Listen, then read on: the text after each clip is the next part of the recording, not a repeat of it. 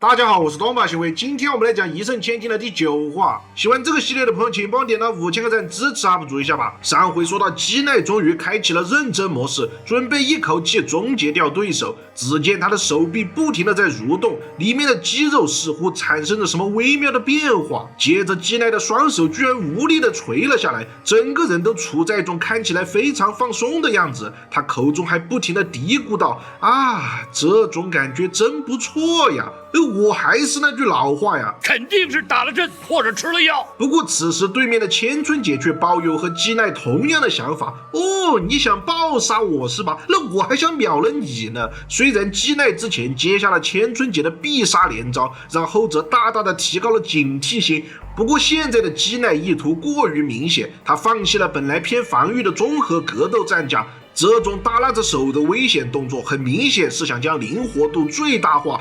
如此天真的想法，那是正中了千春姐的下怀。说罢，他就主动冲上去挥了一拳。基奈看似非常灵敏的躲开了，不过他的腹部却同时遭到了重创。原来千春姐刚才的重拳，那根本就是佯攻。趁着基奈站立不稳的间隙，千春姐马上又补了一拳。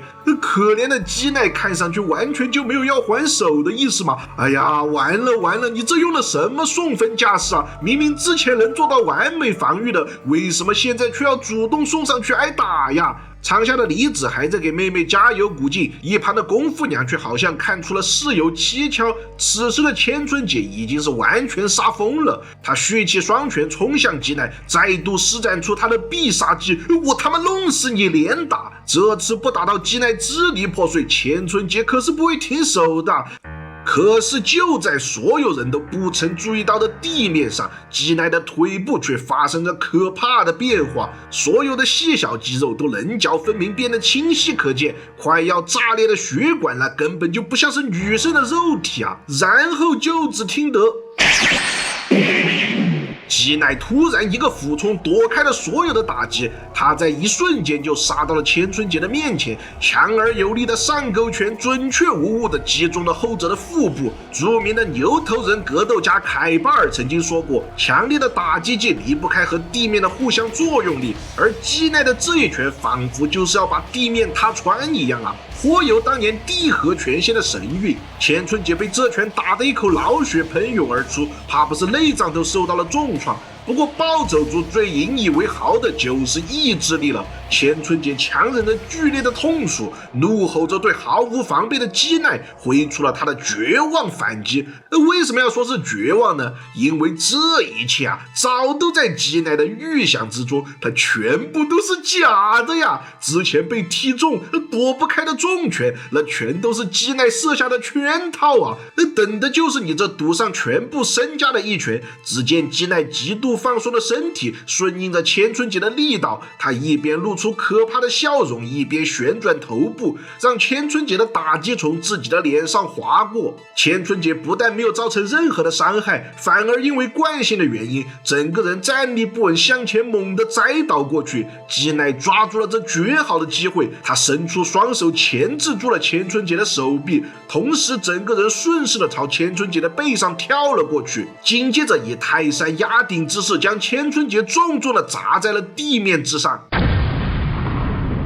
这一招的整个流程啊，酷似逐公流的秘技虎王，在现实中应该是类似万错西顾的变种动作啊。基奈在下坠的同时，用双手折断了千春姐的手臂，同时用胫骨压制住了千春姐的头部，使其无法受身，和蓝山打加奈时的手法有着异曲同工之妙。场下的天马三姐妹此时已经看傻眼了，尤其是天马最为震惊啊，她无法想象刚才那一套行云流水的高难度动作，就算是以练习招式为目的的极为讲求配合的约束主手，也未必能够一致成功啊。而基奈只是在一瞬间就以实战的形式做到了，他真的是一个人类吗？而此时的基奈已经彻底沉浸在了黑暗中，这种少有的高强度战斗让他感到心情极度愉悦。可怜的千春姐啊，就像是个被熊孩子玩坏了的玩具，在地上躺着动弹不得啊。基奈还意犹未尽的邀请他起来继续战斗呢。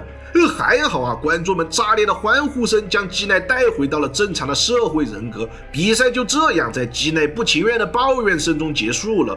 不过此时功夫娘已经看出了基奈刚才的制胜秘诀，基奈那异样松弛的架势源自于他的肌腱，那是一条条像弹簧一样的肌肉啊，也是人类爆发力的关键所在。功夫娘猜测基奈是拥有着超乎常人的能够控制肌肉的能力，因此他才能在关键的时刻爆发出惊人的力量。我一看，哟，这不是武士以前提到过的筋肉操作吗？像尤里乌斯和奥利巴这种肌肉极度发达的人都拥有着能够随意调控肌肉的能力，以此来强化自身的防御力或者是爆发力。而基奈这个细胳膊细腿的小妮子居然掌握着如此高超的技术，功夫娘的表情变得愈发的严肃起来。恐怕呀，基奈的秘密武器还远不止这招而已啊！